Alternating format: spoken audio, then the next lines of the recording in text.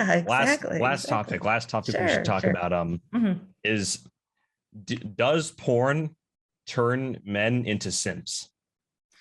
See, I don't even like the term simp. My little daughter said it. I'm like, dude, don't say that because, and yes, I do call my children dude. I'm like, babe, don't say that because that's derogatory, you know. Okay. So, but I'm not saying that to you. But I try Sure. to, Yeah. I approach all of this with kindness. I think porn turns them into like you and I talked about. And actually, I thought about your comment about like alpha males versus beta males.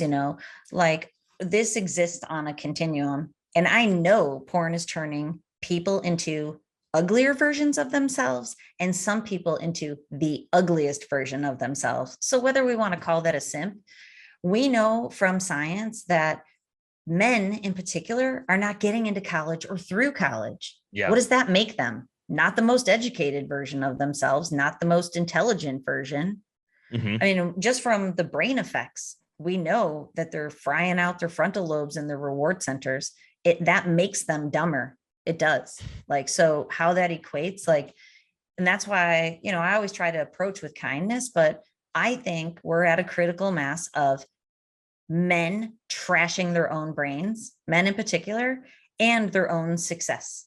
And I think the ripple effect of that, they're treating women poorly. I just had the craziest experience a couple of weeks ago. And actually, my best friend Chanel, she texted me, you know how someone has a problem with porn? They can't stop talking about it. And I'm like, damn, I just had the same experience where like, it's just always on their mind. And they're in the bubble. The bubble's actually called the narcissistic bubble. Okay. Meaning narcissism is everything is here. Talk about nihilism. Like to wrap all this, put a bow on all of it. Everything is here to serve my pleasure. That's what narcissism is. Someone put a comment on my channel. I think sex by myself is fine. I call it narcissexualism. I wrote back to him, sex is not designed to be done by one person. Like narcissexualism is literally the epitome of bad things emotionally in terms of personality and bad things sexually. Yeah. Yeah. So like I would, if I had to say, if you're like, Trish, yes or no on the simp thing, Well, I'd have to say yes. Before that, what do we define as a simp? So, and that's what I'm sure there are derogatory definitions for it. Yeah. And, I honestly had to look it up because my kids were using the word simp and you know how this goes. And I thought it just meant simpleton. And so like, honestly, and this happens in the kitchen a lot. Yesterday, my son said something, I don't even know what it is. And my other kids and boyfriends and girlfriends were there. And my son Declan always does this to me. He throws out this term and they all go, no, like, don't let her look that one up. And I don't even know what it was. So, they're throwing around the term simp and I thought it meant simpleton, like, so simpleton I'm okay with, but like, when we take that to simpleton, meaning like just a simple version, but when we take that down a couple levels to, I don't even know what you would consider your definition, but, like meaning men that are willing to, how would you say it? Like be walked over, or what would you say your definition is? Well, yeah, was it easy? That's part of it. Yeah. I mean, it's like, it covers multiple, like desperate, like really desperate, willing to, he sees every woman as this, like goddess that that's untouchable person they worship. Yep. And, Yeah. And so like, that comes from, we know from the science too. And I don't know if you and I talked about this before, but there's studies that show just young men going on Tinder is creating that. It's decreasing self-esteem in young men is low, very low. Science shows that the more they go on Tinder, or that study was Tinder, porn is decreasing self-esteem. Yeah. So that alone is making it so that people put comments on my channel all the time. Like I wouldn't need porn if I wasn't so ugly. Like there's no such thing as ugly. Ugly is a perception. So like that is a negative self-perception because of what you've been consuming. So like we know scientifically that it's just trashing people's opinions of themselves, which then makes them look up to other people. Another person I'm working with said that, not only are they addicted to lusting after women, which is, kind of what you're talking about, lust, like looking at every woman as a goddess that couldn't be touched, that they also, a lot of people say this, that, they envy other people's lives. They envy what other people have. This goes back to nihilism too. Like, nihilism is a very materialistic perception of the world. So it's like, our society right now is so materialistic that it creates nihilistic perceptions of it, which leads right into, people being taught from a young age that my self-worth is low.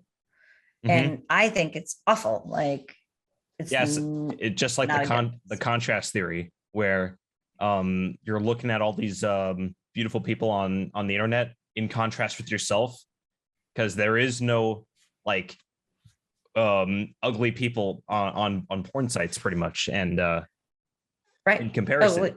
But you can use the contrast theory in your favor. For example, being the only guy in a yoga class, maybe. Yeah. And and that's why, like, going back to existentialism, I think every person should create the time and space in their brains and lives to figure out what they want. And then, there's no traffic when you're just in your own lane, not even worrying about what other people are doing, which is very difficult. But if you can find other like-minded people, just a few of them, because friends and partners are hard to find, but if you can find a couple friends who think like you, who don't make you feel better than them, but don't make you feel worse than them, and you can appreciate your friends' assets, but you can also see their shortcomings in a non-judgmental way. And don't get me wrong, this is a lofty place for most people to get to. Like, that's when you've arrived in the journey, because now you're on this journey with other people who are standing beside you. Yeah.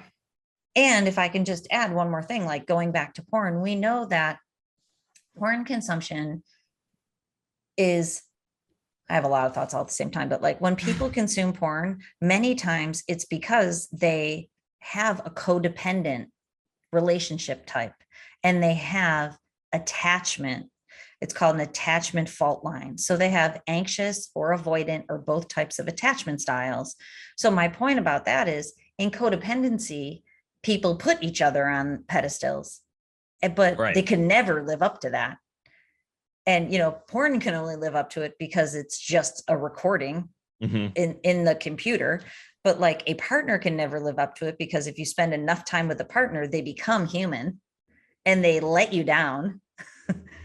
So the point is, like, not needing people to be on the pedestal, not needing to be on the pedestal yourself, and not needing someone to be on the pedestal for you to look up to is the place for us to get to. And when you get to that place, you have healthy attachment, and it's called interdependent relationships. And that was what I just described. You and your partner are equals, and you and your friends are equals. You're all different, but you are perceived to be fairly equal. And I've been working hard to create that in my own life, which I think it's a pretty cool place to get to, with having friends and a partner who, don't get me wrong, I work on it like all the time to keep it that way, because your brain will try to, trick you into trying to go back to these ways we were programmed. But